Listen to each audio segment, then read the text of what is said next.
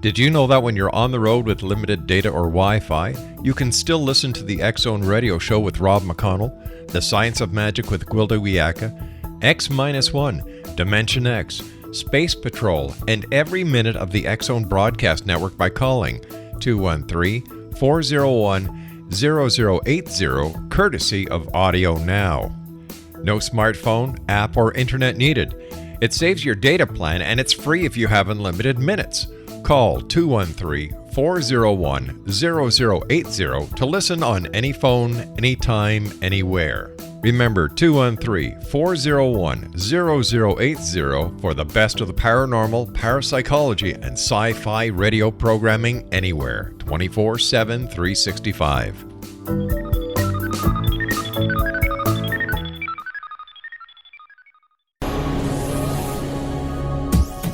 This is the X-Zone Broadcast Network, broadcasting worldwide on broadcast affiliates and satellite program providers, including CNN Broadcast Network, Sirius Satellite Network, Star Media, Good News Radio Network, Angel Broadcast Network, Wiki Broadcast Network, and WPBN TV. For more information on the X-Zone Broadcast Network, visit us at www.xzbn.net.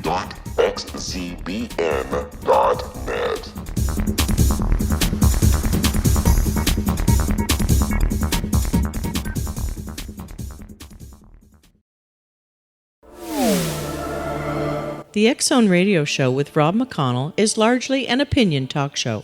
All opinions, comments, or statements of fact expressed by Rob McConnell's guests are strictly their own and are not to be construed as those of the X-Zone Radio Show or endorsed in any manner by Rob McConnell, Relmar McConnell Media Company, the X-Zone Broadcast Network, its affiliated networks, stations, employees, or advertisers.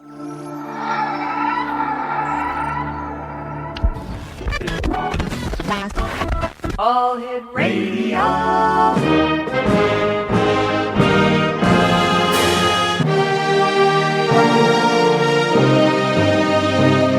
Welcome to the X-Zone, a place where fact is fiction and fiction is reality.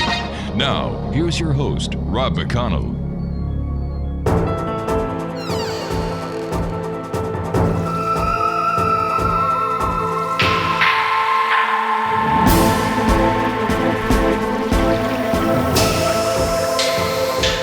This is the X-Zone. I am Rob McConnell. We're coming to you from our broadcast center in Hamilton, Ontario, Canada, on the X-Zone Broadcast Network, on Radio X right across Europe, and also on the Digital Broadcast Network and the Digital Satellite Network. If you'd like to send an email, it's very simple. studio@xzoneradiotv.com, and all social media sites, X-Zone Radio TV, and our website at www.xzoneradiotv.com. In X-Zone Nation, one of the most controversial parts of the paranormal, I mean along with ghosts and along with exorcism and along with extraterrestrials, along with UFOs and all the topics that we discover here on the X-Zone, is Bigfoot. We've had so many people from the Bigfoot community on the show, and everyone has their own theory, their own belief. Some say they've seen Bigfoot. Others say they haven't. My guest this hour is Wayne Wilson. He's in North Carolina. And I had the pleasure of listening to Wayne on Dr. Kimberly McGeorge's radio show, The Secret to Everything. And we had to bring Wayne on here because his story is very compelling. First of all, Wayne, welcome to the X-Zone. Great having you with us tonight. Great to be here, man. Wayne, when did your interest in Bigfoot start? Well, it really wasn't an interest. I mean, we like everybody else loved the shows on TV. We always believed in maybe something out there, but never would have thought that it would be here. And about 2 years ago, around February, I think it was 28, we just leave the house. This is not long after we, finally thawed out from a week-long ice storm. We leave, and when we get back, my little girl comes running in the house saying, "Daddy, there's a Bigfoot tree structure in the yard." And I'm like, I'm like, baby, the trees fell from the ice. There's nothing real about that. And so I go out there and I look at it more and more, and then I'm like, well, I don't know what made it or who made it. It could be a prank or it could be real. And I started looking at it more and more, especially the next day when it got, better. You could tell somebody had brought these trees in here and they bent them a certain way and they made a big X out of it and just left it right in that center, right in the center of the yard. And I took a picture of it. I was like, wow, I mean, who would have thought, that there's a possibility that there's Bigfoots right here, especially, when I've never heard of any being here. And so, a few days later, when it started, a few days later when it really got thawed out, I started walking around the yard and just, I told my little girl, I said, let's just go see if there's footprints out here. And just out of curiosity, being that something made that structure, maybe he left a footprint, being the yard was mushy. And sure enough, there it was. Wow. A good 17, 18-inch footprint. There was actually probably one or two of them, but they were so, I would have called so detailed, that then I was like, I need to cast these, but at this point, I still don't know what it is. Sure. So I go about probably another week or two and get the money up and go buy me a trail cam, and I set the trail cam up, and it wasn't even probably a day or so. I come back, and lo and behold, there was some kind of creature in the trail cam picture. You had to blow it up real good, but you could see it was something there. And I was like, lo and behold, I said, we know it's been leaving the footprints now. But trail cams are, pictures and trail cams are deceiving a lot of times. You don't know really what you're getting when you take a picture with a trail cam. Sure. But the thing of it is, it took, it probably was another week or so. I'm putting multiple trail cams up because I had one just, setting up on a grill and, on my deck, and I go to look at the pictures and I say, wait a minute, there's a hip and a leg of something really big, and I mean, it was a blackish red, kind of a blackish red color. Everybody started to say it was a bear. I said, bears don't stand upright and lean over like that. I said, y'all don't understand the way my porch is. I said, something really big jumped on it, jarred the trail cam for a second tip, and when he did, he got his picture. All right, Wayne, we've got to take a bit of a cliffhanger here where I have to take my first break. Exo Nation, Wayne Wilson is our special guest. We're talking about Bigfoot. Wayne is in North Carolina, and if you'd like more information on Wayne, if you'd like to see some of the photos he's taken, just check him out on Facebook. Put C. Wayne Wilson in the Facebook search engine, and there you'll get a hold of him. It's that plain, it's that simple. More about Bigfoot on the other side of this break as we continue from our broadcast center in Hamilton, Ontario, Canada. Don't go away.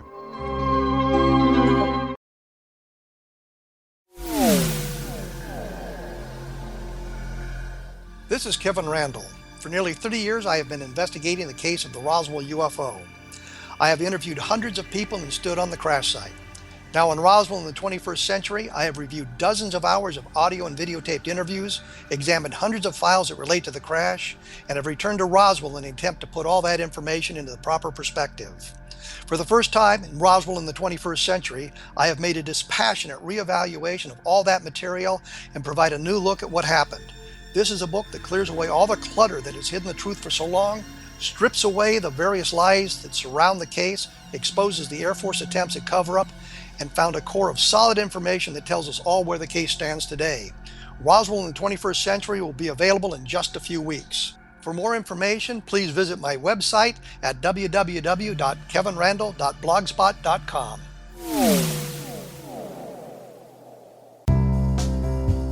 Gibbs A. Williams, Ph.D., is a practicing psychoanalyst, supervisor, researcher, and author in New York City.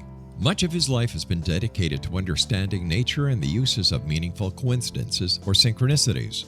His radical and original non-Jungian, non-mystical, non-magical theory of synchronicities illuminates much of the fog surrounding this challenging and perplexing topic. His ideas and manners are fresh, presented in a style that is both entertaining and highly informative. He is also an expert on crisis intervention, specially focused on violence reduction for the police and citizens, mastering anxiety, frustration, and stress without the use of medication, and effectively preventing and treating heroin addiction. Dr. Williams can be contacted at his email address at gwwilliamsny11@aol.com or visit his website at www.drgibbswilliams.com.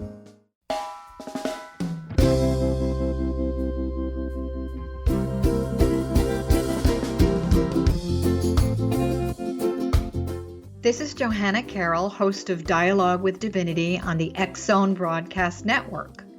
While walking along Kaanapali Beach in Maui this past year, I kept discovering all these shells and coral in the shape of hearts.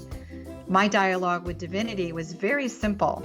Do you want me to do a retreat to heal people's hearts in Maui next year? And of course, the answer was yes. As a master spiritual teacher, I am offering you a neat retreat called Rise, May 8th through the 12th, 2017, and the chance of a lifetime to rest at a 5-star resort for 5 days and experience a spiritual renewal of your heart and soul. Kaanapali is one of the top 5 beaches in the world. This stunning resort has undergone a $40 million renovation. I walked the entire property, checked out the room choices on your behalf, and I must say it is stunning. Our conference room faces the ocean with sliding glass doors. Maui is known as Mother Maui because it is a soft, gentle, healing energy.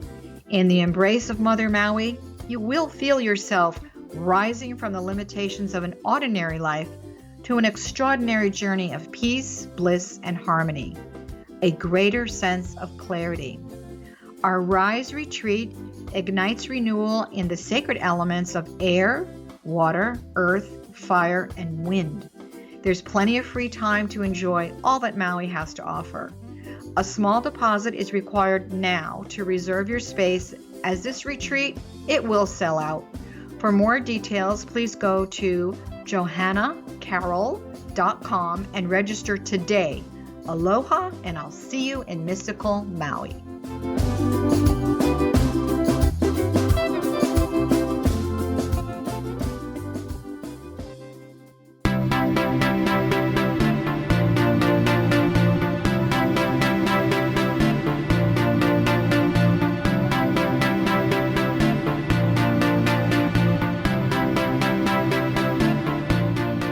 Wayne Wilson is our guest. We're talking about Bigfoot. Wayne lives in North Carolina, I believe, near the border of Virginia. And Wayne has an exciting story to tell. Wayne, you were telling us that it was your daughter who, after a 1-week ice storm, went outside and found what she described as a Bigfoot clump. Am I correct? Yeah, that's like it was like a tree made into. It was like two limbs, two limbs bent together into an X. Okay. Now, how old was your daughter at the time? She was 8 years old then. Yeah. Now, how would your daughter? No, wait a minute. No, let me rephrase that. Okay. I think she was 7 then. Yeah, Wow. She was 7 because she's 9 now. So yeah. So how would your daughter know? How would your daughter know that this was created by Bigfoot? Well, there had been some episodes of Mountain Monsters that we watched. We get laughs out of that. We love that show, just for entertainment purposes. Sure. But there was one episode where they were dealing with what they like a Blair Witch or something, and all these tree structures out there that they found in the woods, and one of them looked almost as similar to the one that was on that show. And I was like, well, we don't know if they made those or it was real, but we got one standing right here plain as day, and we don't know what made it. But I can understand your daughter, watching the show and then coming and talking to you about the if it would have been something to do with a witch. But what was the association of what these two tree limbs did to let her at the age of 7 believe it was a Bigfoot? Yeah, well, she'd seen, we've never seen a Bigfoot. I've never seen a Bigfoot. We just seen TV shows about them, but nobody ever proves anything on these TV shows. Okay, so you put trail cameras out, And one of the trail cameras that you had out there picked up something. And what did this something look like? It was like, I mean, if you've seen the picture, you could see the camera got knocked sideways for a second, and it had to have been something pretty big jumped on the porch to make it do that, because it was sitting in the right position, you know. Right. It was sitting in the right position when I got the camera back. It wasn't tipped over or anything, but it looked like something jumped. The camera moved, and it got the leg and the hip of something really big, because it was leaning over on my deck, and obviously it looked like it was squatting down, and it was getting ready to, you know, it was trying to, to jump on quick. We weren't here, so good thing. I think the good thing about why they like being here is because there's no neighbors behind me, there's no neighbors on the other side of me, and there's no neighbors across from me, so they basically got open range here. How long have you lived there, Wayne? Well, I've been living here 5 years. 5-6 years now. And like I said, we've been here 3 years and never noticed anything. Did the people who lived there before you have any experience with Bigfoot? No. From what I understood, nobody knew about them. I honestly think what happened was they logged the land behind us, they logged the land beside of us, and they logged the land across from us. That's when they showed up. I honestly believe they were living in these woods and they tore their homes down. I see. And, anytime, from what I've been told by other interviewers and stuff that know anything about Bigfoot, they tell me, that's usually where the sightings are mostly at, log tree sites. Mm-hmm. And yep, I've got them. I've got, I've got plenty of, like I said, the trail cams kept, here's the interesting part, and we can get out the trail cams, but the trail cam was getting pictures. Other than that picture on the deck, I had trail cams sitting in my backyard because I thought they were coming in my woods. Coming in my backyard. I wasn't getting any kind of animal at all on those trail cams. No animals were coming in this yard, no snakes, no nothing. And what was keeping them out of this yard, So nothing's in the trail cams, but I'm getting 2,000-3,000 pictures from across the road. Now, you're talking about several thousand feet across the road. These trail cams only pick up 50, 60 feet. But they was picking up something so big, and it was so far away, but they kept picking it up. That's how I figured out where they were at. After figuring it out and keep seeing where the pictures keep coming from, so I got a camcorder, and I went up there, and I started zooming around those trees. At that point over there was still woods. They hadn't cut those trees down across the road yet, but I was able to figure out where they were coming from.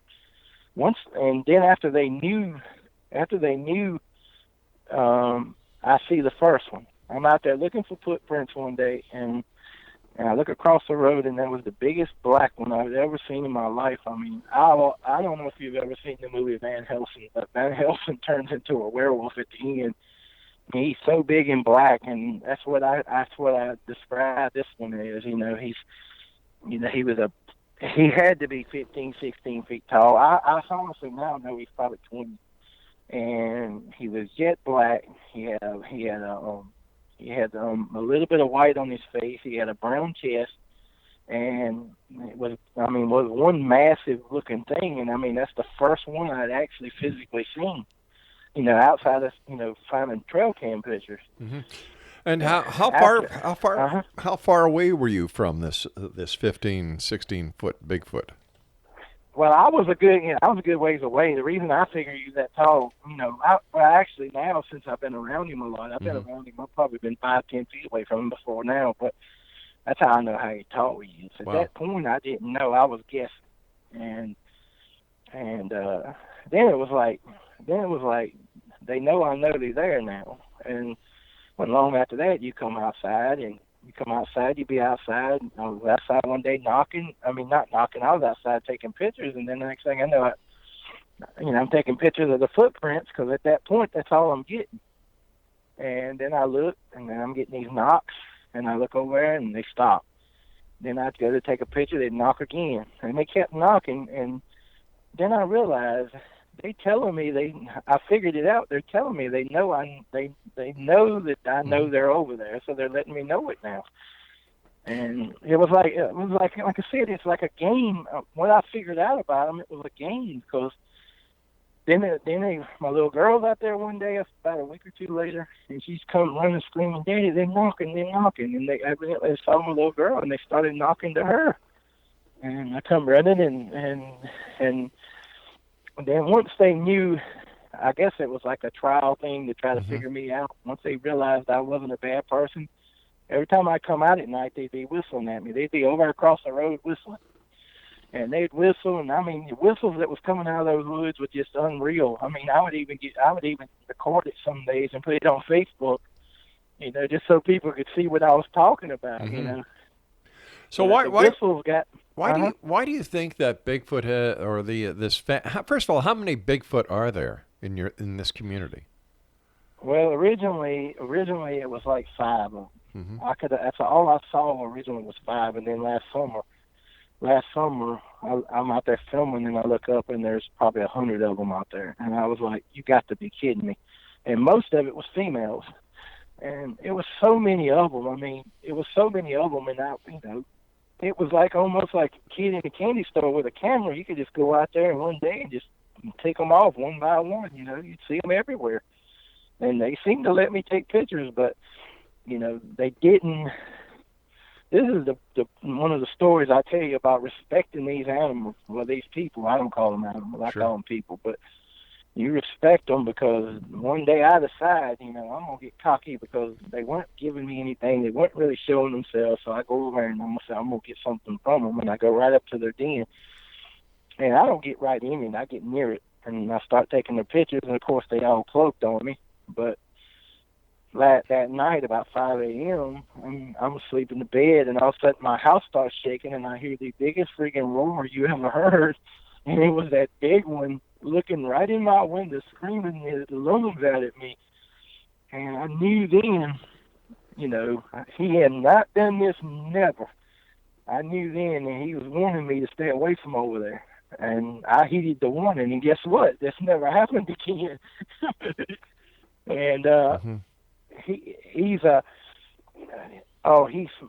something else. I mean, the times I could go out there and I could get him, him, and there's another one that looks more like I haven't seen him in a while, but there was another one that he was even taller than that one, but he looked more like a human. He didn't look like a Bigfoot. He looked more like an ancient human being, a giant human. And I'm like, I thought those things went out in the Bible days. I said, I didn't think those things still existed. But so are you talking about a Neanderthal man? I think so. Yeah, because there's another thing that I think's going on here too. I don't think they're all Bigfoots. I think some of them are Neanderthal people, because there's some females out there that got hair like we do. They got kind of like gray-like skin, but they look kind of like they got bodies just exactly like females do, except they got Neanderthal-looking faces. They don't look like apes. They don't have even a resemblance of it. Most of the Bigfoots here they don't really resemble apes anyway. They look more like mans with more, kind of more like a big giant hairy man, basically. Right. But if you look at Andre the Giant, or you look at any of these athletes that get over 7 feet tall, they all got that giant size look to them. And you take a human being that's living out there in the woods, and he gets to that size, and he don't never shave or nothing. I can see why, they can become like they become. But at the same time, I've seen them, there is some here that I say, there's plenty here I say is 100% Bigfoot. But then there's some here that they're either aliens or, like you said, they're ancient Neanderthal people that are still here. But they have abilities. Like, I tell anybody, I've got the evidence to show that if you get near them, like right now, because all the leaves are falling, they're over there. They're over there across the road now, but every one of them's cloaked. So if you look over, even if I look over, I can't hardly see them. So when you say cloaked, when you say cloaked, how do they cloak themselves? Well, the way I say cloaked is, they've got two ways they do it. Mm-hmm. They walk around. See, I've figured out why nobody ever gets a good clean picture of them. Why is that?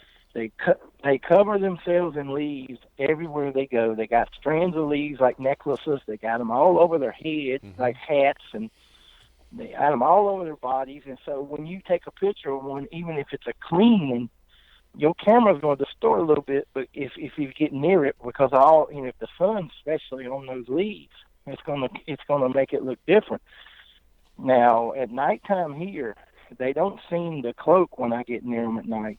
As long as I don't turn the flash on the camera, they'll let me take a picture of them. I've actually got a few pretty good ones the last couple of weeks. Wow. But yeah, and the other cloaking thing, that's why I say you can't get good pictures of them. But I've seen it with my own two eyes when a full body Bigfoot was laying over next to probably 5 feet from me, and I got my camcorder, and I watch him. He's a full-fledged Bigfoot. He's moving. He's blinking his eyes. He's looking right at me, turning his head, and then about a minute and a half into that video, he got peeved at me for filming him. And I watched his face completely disappear right on camera. All right, stand by, Wayne. You and I have to take our break. We'll be right back. X-Zone Nation, Wayne Wilson is our guest. If you'd like to find out more about Wayne, see some of his pictures, just go onto Facebook. In the search engine, type in C, as in the alphabet C, Wayne Wilson, and his page will pop up undoubtedly. This is the X-Zone. I am Rob McConnell. We'll be back on the other side as we continue talking to Wayne about Bigfoot. Don't go away.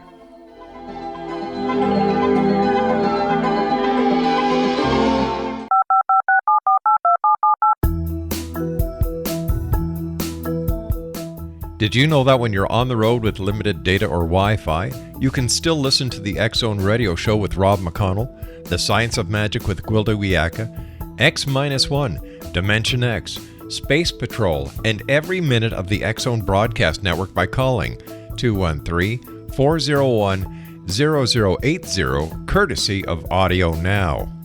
No smartphone, app, or internet needed. It saves your data plan, and it's free if you have unlimited minutes. Call 213-401-0080 to listen on any phone, anytime, anywhere. Remember, 213-401-0080 for the best of the paranormal, parapsychology, and sci-fi radio programming anywhere, 24/7, 365.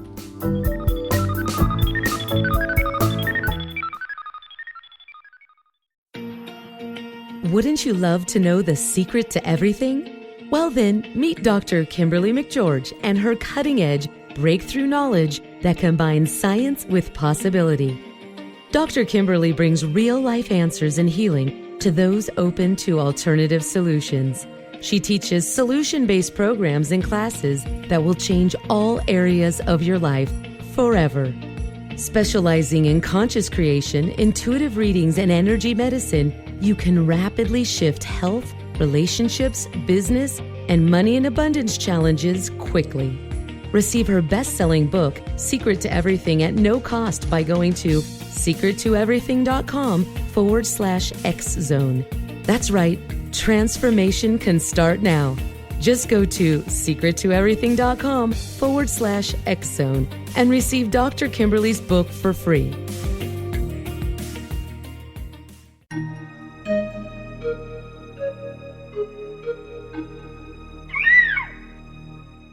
While science pursues fact, magic accesses the quantum level, bridging random facts to form truth. As long as science and magic remain separate and polarized, the truth cannot be known. I'm Gwilda Wiyaka. Join me on the Science of Magic radio program, dedicated to unification and evolution of consciousness. During each episode, I'll be speaking with experienced and respected scientists and mystics. From astrologers to astronomers, from medical doctors to shaman, the scientific method to dowsing and intuition, we'll weave together information from seemingly divergent practices to promote unity and enlightenment. Join me, Gwilda Wiyaka, and the Science of Magic right here on the Mutual Broadcast Network. For more information, visit www.thescienceofmagic.net.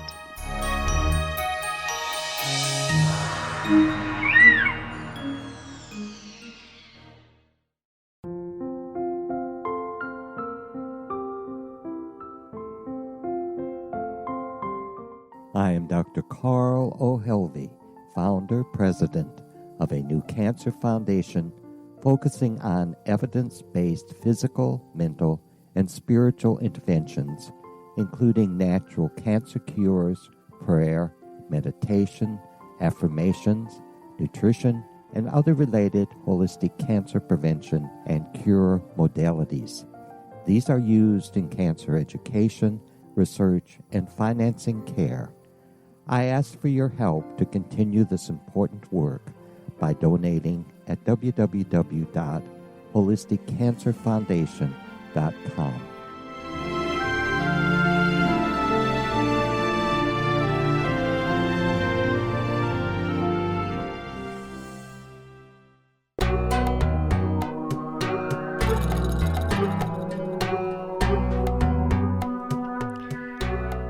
Wayne Wilson is our guest, and we're talking about Bigfoot this hour here in the X Zone with yours truly, Rob McConnell. And Wayne says that he can get up as close as what, 5 feet, Wayne, to Bigfoot? Yeah. Wow. Well, it took. Let's put it this way. It took almost 2 years to get the respect. Mm-hmm. Me showing them respect, them showing me respect, and now they can be, like I said, they can be in the woods, and I can be right next to them, and they'll most of the time the pictures ain't very good at night, but in the daytime here lately, in fact, in the last week or two, if they're in my woods and being as cold, they don't show up probably later in the afternoon, but that's the best shot I got at getting any pictures of them now is when they come over here, because like I was saying, it's cold now. They don't have much tree cover, so Sure. they're cloaking. They're staying cloaked all the time now. And I get that, and I'll tell people, to understand cloaking, just watch Predator. And you watch Predator and see what Predator can do. That is exactly what the Bigfoots do. Now, and I've seen it. Yeah, I've seen it plain as day. That's how I know. I mean, it's creepy to think that a movie could have something so right, but they're talking about aliens, and this is not aliens. I mean, I've had some of the most unique experiences. I mean, to be out there one day, and this has been a few weeks ago, but be out there one day, and I got my camera with me. I'm looking around, see who's there. Next thing I know, I hear something stomping in the woods as loud as it could be. I mean, I would say it would sound like Godzilla or King Kong stomping through the woods. But he's stomping, and then he's breathing real heavy, and he's getting closer and closer and closer to me. I was so thrilled by it. I said, I'm not even going to try to get your picture. Thank you, and I walked away. Because when they show you and they let you hear things, I mean, it's a special thing. They don't do like all the whistling and the knocking that they did in the past. Since they've been coming over here staying, they don't do any of that anymore. They know me, and they watch me. I mean, it's amazing how they tolerate my dogs, and everybody talks about how the dogs get missing and everything, and I'm like, what have you got in the yard that's taking your dogs? Because I said, you got a different type of problem than these people, because these people, when I've seen most of them were like, you'll have one big male, and then you'll have a female, and you'll have either one or two little ones, or maybe even one young one. But that's what you see with almost every one of them. And at one point, there's been white ones here, there've been red ones here. I've even seen a yellow one. The yellow one was what I call the rare one, though, because the yellow one I didn't see but maybe once or twice, and it disappeared. And I've kind of chalking the yellow one up maybe being a Bigfoot. It was just covered in yellow flowers, and it gave the illusion that it was yellow. But I'm not 100% sure, because it was a pretty darn good, when you've been up next to the red ones and the white ones. Right. The red ones and the red ones and the white ones are amazing. They look exactly like Bigfoots, and the white female, she likes to follow me around all the time, and there's a white one. I mean, I love this one white one. He's a big male, and he's got like black eyes. He's totally white, but around his eyes he's got black. And I tell anybody, I said, they can be colorful just like we are. I said, we got red-headed people, we got we've got blonde people, we got black-haired people. I said, that's what they are too. Prior to moving to your house where you live now with your family, I believe you've got a daughter and your wife, right? Yeah, and I got 6 boxers. Six boxers, my goodness. Yeah. They're beautiful animals. They're truly beautiful animals. Oh, yeah, they are. I love them to death, and I'll give you a story too. Well, let me ask you this question first. Sure. Prior to moving there, by the way, I love dog stories. So prior to moving there, Wayne, had you had any paranormal experiences whatsoever? Oh yeah, plenty of it. Plenty of it. Really? What kind? Before my daughter was born, I lived in a haunted house.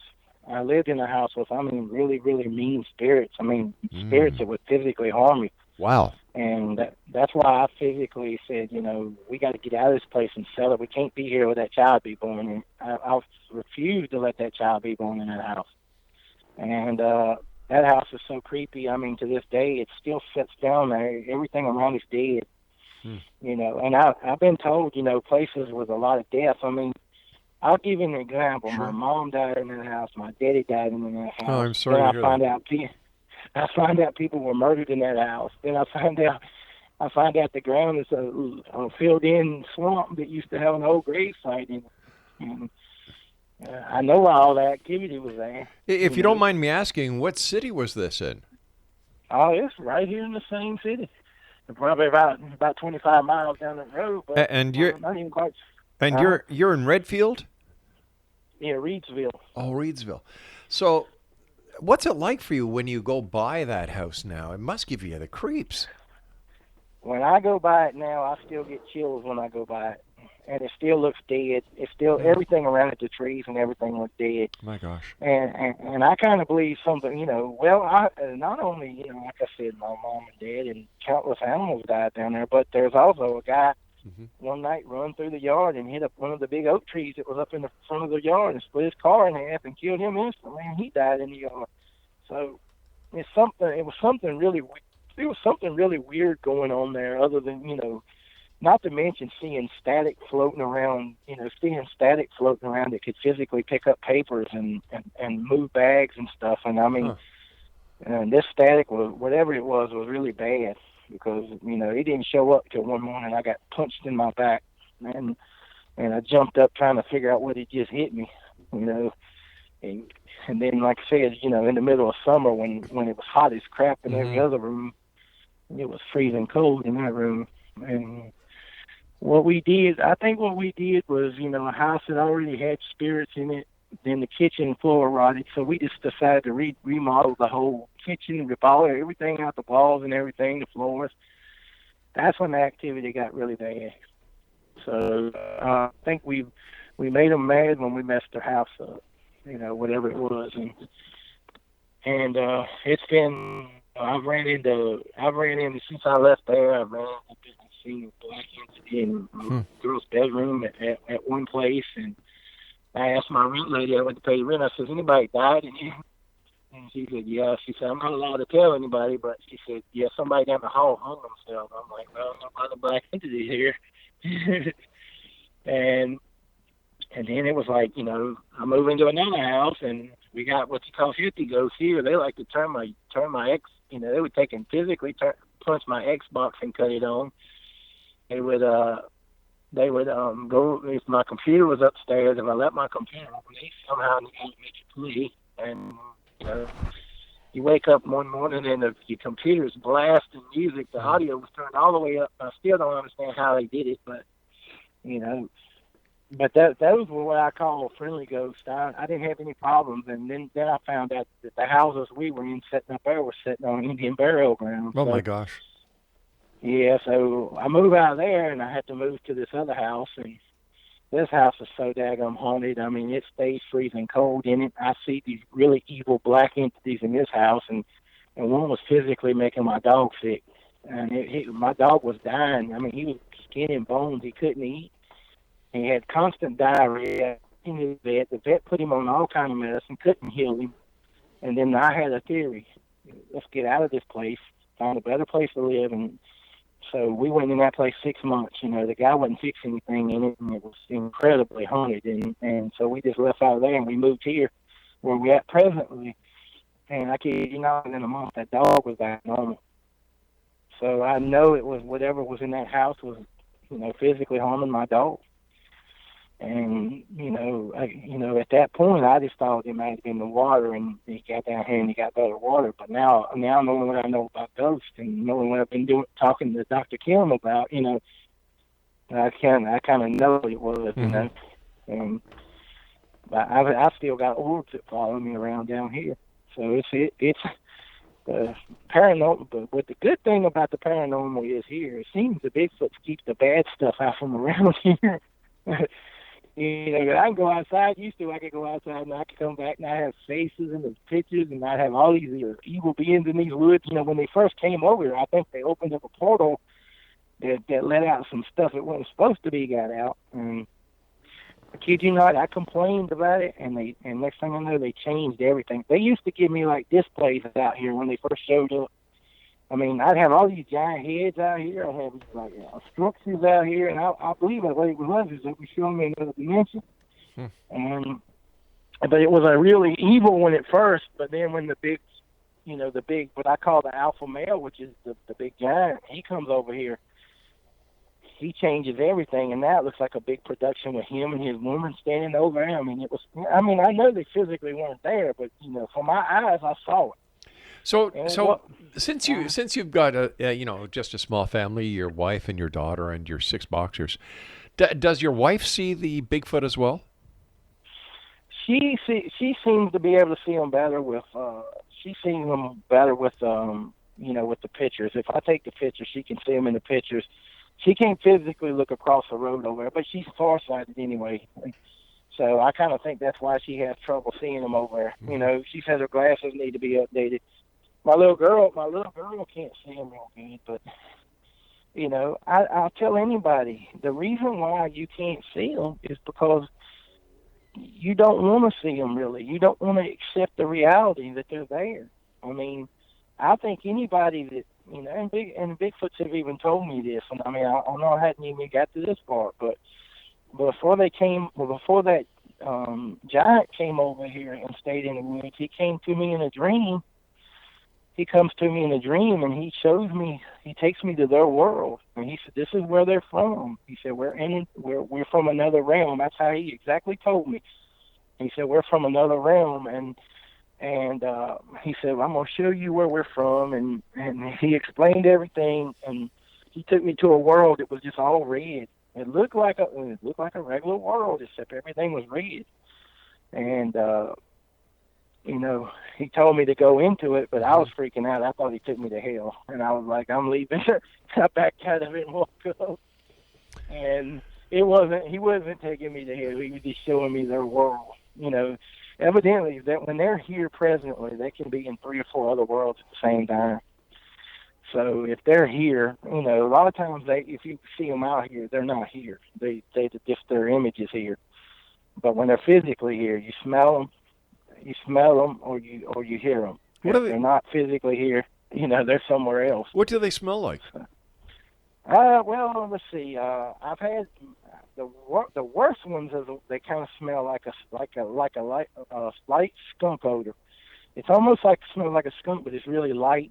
But it's bad enough to think it was a skunk, but it's not a skunk. In fact, when you smell it, it means it's been here. But when you come back, say if you leave and come back, it'll be gone. Huh.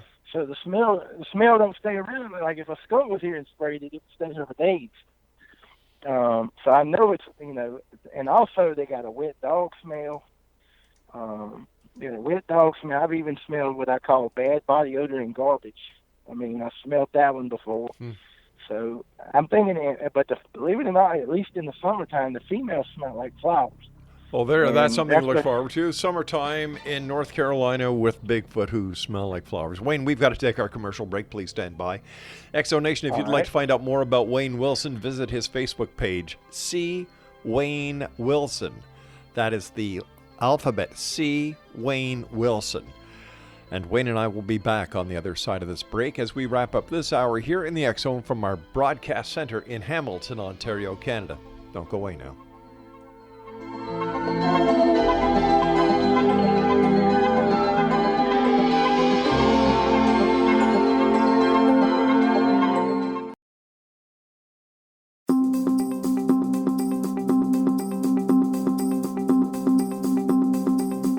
As host of Dialogue with Divinity, I am thrilled to join the X-Zone Broadcast Network and their growing number of affiliates.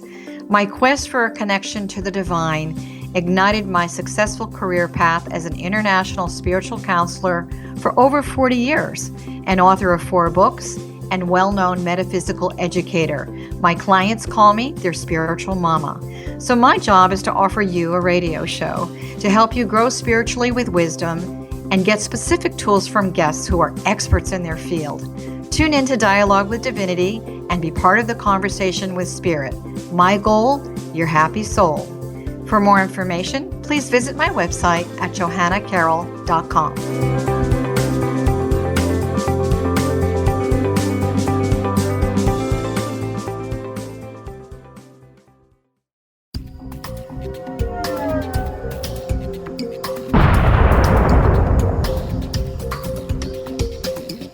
Coming soon to the X-Zone Broadcast Network is A Different Perspective with me, Kevin Randall, as your host. We'll be taking a close look at what is happening in the world of UFOs today with side trips into the paranormal. Guests will range from those who are household names to those who have a different perspective on a variety of topics. No topic will be taboo, but there will be tough questions asked as we all search for the truth about UFOs, the paranormal, and those things that excite us. Sometimes we'll agree with a guest and sometimes we won't, but we'll try to keep the program topical. For those of you who like to read, be sure to visit www.kevinrandall.blogspot.com and remember to listen to the other fine programs on the X-Zone Broadcast Network at www.xzbn.net.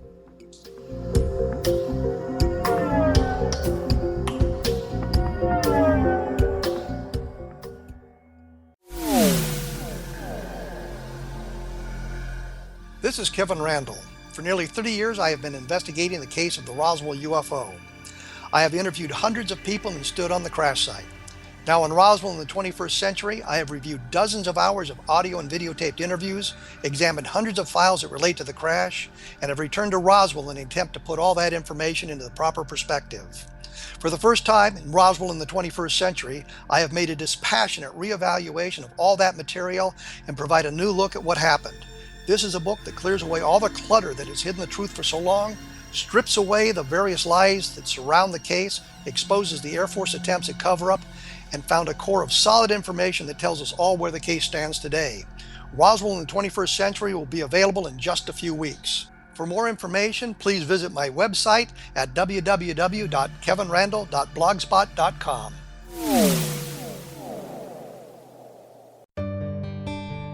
Afterlife expert Roberta Grimes was the first one to say that dying can be fun. Now her best-selling book, The Fun of Dying, is available in stores worldwide. So if you wonder whether death ends life, how it feels to die, or what heaven might be like, The Fun of Dying was written for you. And if you have always been afraid of death, or if you worry that your life has no meaning, let The Fun of Dying ease your fears and bring new meaning to your life. Nothing said in The Fun of Dying is based on the teachings of any religion. Instead, Roberta draws on evidence to explain how death happens, how it feels, and what comes next. A lot of the best death-related evidence was produced in the first half of the 20th century. When it is put together with recent discoveries, it tells a consistent and amazing story. Roberta Grimes blogs and answers questions at robertagrimes.com. Her wonderful book, The Fun of Dying, is available on Amazon and at stores worldwide wherever books are sold.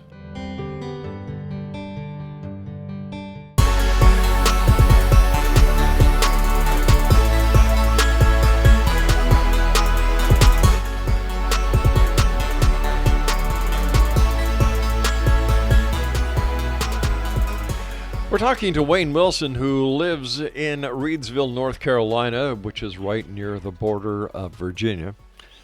And Wayne has been telling us about his experiences with Bigfoot that he's had over the past 3 years in the house that he moved in with his daughter, his wife, and their 7 boxers.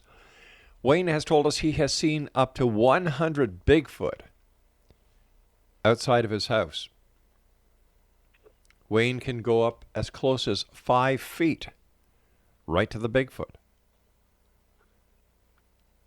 Wayne has had past paranormal experiences. Wayne, you say that Bigfoot came to you in a dream and that you actually were brought to another world or another dimension, maybe, I don't know. where Bigfoot lives. So how does Bigfoot go from one place to the other, Wayne? I think they're through portals, because there's portals. There's a portal, it's down in the back of the woods here. There's like 3 portals that I've seen. There's one directly down here. There's one at a tree that looks dead. And then there's the one that they transfer to across the road. I've actually seen them, I've actually know how they get across here, because, when you got that many crossing the road, they're going to be seen, or, even if they're moving as fast as lightning, you could still get hit by a car. And so one day I'm out there and I'm taking pictures, and I look, and it's really, really hazy fog that I know when they usually show up in my woods, I usually see that fog. And one day I just wanted to figure out where that fog was coming from. And I see how it's coming across the road, and it's coming down past that tree. And one day I'm out there and I take pictures, and there they are. Every Bigfoot that is coming to my woods are lined up, and that thing's being transferred across the woods, right directly into my woods. And it's almost like their own kind of way of traveling. But and I've talked to Indian people before. Indian people tell me it's how they they go into different worlds. They can walk between worlds, is how the Indian people say. Wayne, and I say it's more like they can teleport. They can move in between. They can move in between worlds, and that explains why nobody's ever going to catch them, and it explains why nobody's ever going to, because the relationship I have with them is the day they do come out and give me the money shot, I'm not going to take their picture, because I guarantee that's what's happened all over the world. That once people get relationships with these people, the respect factor is so big. I mean, you think about it. Just imagine if I recorded that stomping and stuff and put it on YouTube, how crazy that would have been. That was something directly out of a movie, but it was so special to me that he did it for me, and I didn't want anybody else to know it, And, so let me ask you this, Wayne. If you don't put the audio of that you recorded on YouTube or on any of the other social media sites, how do you deal? Wait a sec. How do you deal with skepticism? Usually I just blow it off now. I blow it off because, this world, you got to have a thick skin. Sure. And, there's people on YouTube. I mean, you can look at the video. The last 3 videos, I just disabled it, because a lot of people that's trying to disprove you, there's some people that believe they're just flesh and blood animals that walk the woods, and that's not the case. I mean, I'm not the only one that says they do this, but at the same time, I'm the only one I know of that's got them living in my woods, and I can see them every day. So I see them every day, and granted, some people can't see those videos, and I fully, something I discovered today, too. People that can't see those videos, get them a pair of old 3D glasses from when you go to the movies. Save your glasses, and you wouldn't believe how they look when you put them glasses on. So, but to go back, how can you?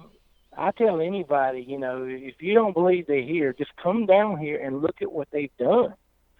Look at the tree structures. Look at the darn areas they've cleared out. Look at the big X that's sitting in my woods now, where they took 2 trees and built them together, and they've took and cleared out areas. They've even got bedding areas. I mean, it would blow you away just to walk down here and see where they sleep at. I mean, the DNA that's probably in these woods right now I could collect. But I'm not into collecting DNA and collecting samples. I like the fact they're here, and I don't want to run them off. So let me ask you this then: why are you telling the world, not only on this radio show, you've been on Dr. Kim's show, I'm sure you've done other radio shows, you're very active on social media sites. So why are you wait a sec, why are you getting the word out if you don't want them to be bothered? It's the way I tell people, it's to understand Bigfoot and people stop making jokes about it. You got to understand Bigfoot. It's not about finding Bigfoot or killing Bigfoot. You got to understand it and to know they're more complicated than they are. A myth.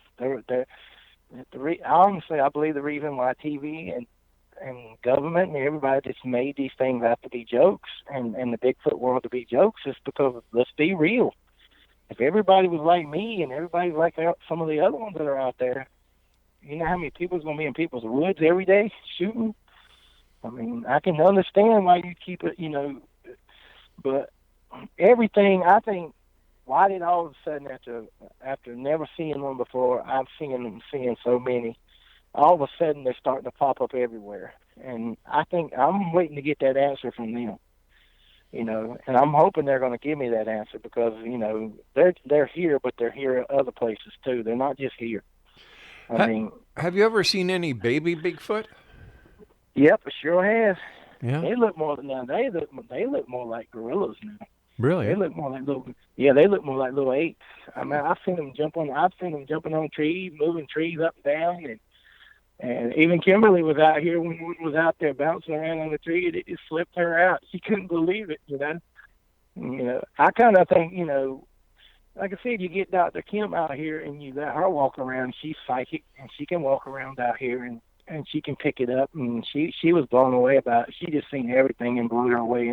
But what about a scientist? What about a scientist or somebody who is interested in doing a study on these creatures? A zoologist. I would love somebody. I'd love a scientist, number one, that could tell us how they're. I want them to tell me, but I would love it if a scientist could come down here and watch how things go on during the day. I mean, it's usually in the afternoon when you get the activity, but used to when they were all over here, though. And when it was warm outside, they'd be in your woods everywhere. And now right now I only see like 5, and there might be 8 to 10 in my woods tonight. But taking pictures of them at night without a really good flash, and you don't want to put that flash in their faces. It makes them mad. So I don't do that. I did do one time, and I got so frustrated because I thought I was looking at ghosts. I got the most high-powered flashlight I could, went into the woods and chased them. And I chased them into the woods, and I found them all back behind a tree hiding, and I've seen every one of them, and I'm like, that told me then, they're just as scared of me as, I had to do that for my own sanity, because these things come in my windows. I'll be sitting at home, and I'll be sitting here watching TV, and they'll be looking in the windows at me. And you open the door and they're gone. Unreal. And that's why I said they got the ability to project themselves in places where they're not even there. And that's how they do that. And the thing of it is, if they're out here, the dogs sense it. And the dogs open the door and the dogs are sniffing it. And then about a week or two ago, too, I'm letting the dogs out 2 a.m. and the dogs are running. They come out of the house like they always do, like a freight train. They run into the fence to see the neighbor's dog, but this time they turned and went straight to the woods, and I hear the loudest boom. And my white one, which is my white female, had jumped in the air and landed slam into one of those Bigfoots. And evidently he tripped on some sticks. He lost his balance and hit the ground, and that's what the boom was from. I'm trying to get the dogs in because I'm thinking to myself, oh, man, they done screwed up now, and I got to get them away from him. I don't want him breaking one of them's neck trying to get away from him. And so I'm trying to get him away. Finally, I get him cleared away, and I look and I see him, and he's laying there, and he's black face, and he's a solid black one. He's about 6 to 8 feet tall, and he's laying there trying to play dead, acting like I don't see him. But I got abilities too. I can see these things better than anybody can, from what Kimberly said. And I see him, and I'm like, I got to get my dogs away from here because I'm scared. There's other ones in the woods, too. And what happens if they think that he's being attacked by my dogs? So I got my dogs in. I come back with my camera, and all that was the spot where he had laid. And we went back out the next day and looked at the spot again. And, oh, man, the awful smell that was there. And that right there just reinforced my theory that what I saw was real because it was laying there. And I'm in the process now. I got to start doing it, but I'm in the process now of starting to write a book because I think this story needs to be told. Well, Wayne, unfortunately, Wayne, we've run out of time for tonight, but I'd love to have you back on again in the future to continue this story and to give us updates on what's going on.